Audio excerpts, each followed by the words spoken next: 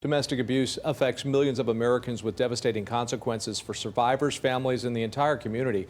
October, as it turns out, is Domestic Violence Awareness Month, and every week this month, CBS 12 News will be highlighting the important work being done by AVDA, or Aid to Victims of Domestic Abuse.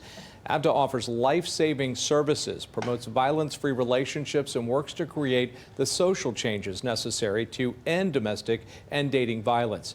Liz is here to share more on that program as it's trying to stop domestic abuse before it starts. 1 out of 3 women has been a victim of physical or sexual violence. But what if we could prevent domestic abuse before it happens?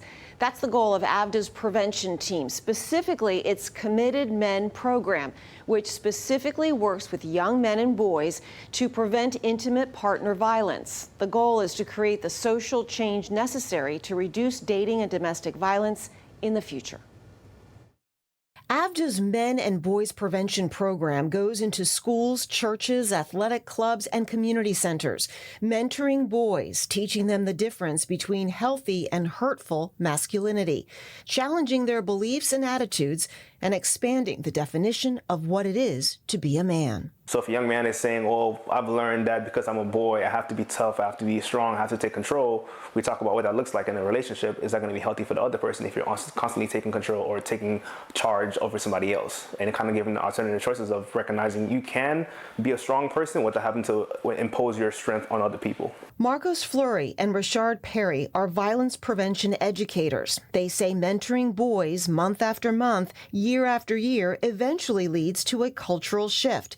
That violence isn't cool. The trickle effect, which is what we teach the students, they would be able to teach their peers pertaining to relationships. Why do we seek power and control over others?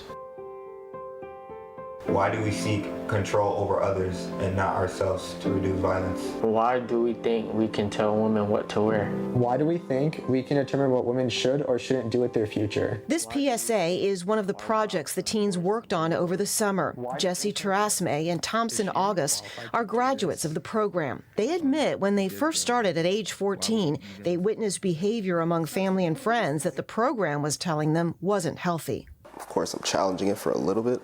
But then as the years progress, I started to warm up to it a lot more, and then started to realize as you mature, they're actually right. Change starts in the mirror, and then you influence each other, and then the community, and it gets bigger. So just like planting the seeds in us, we can also go out and plant the seeds in younger men, younger kids, and just teach them the right thing.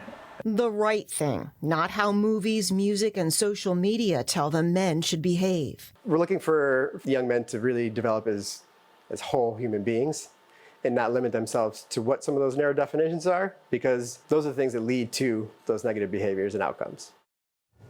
These men admit there's always pushback when you're trying to create change, but it's happening. They're seeing a cultural and social shift happening one boy and man at a time.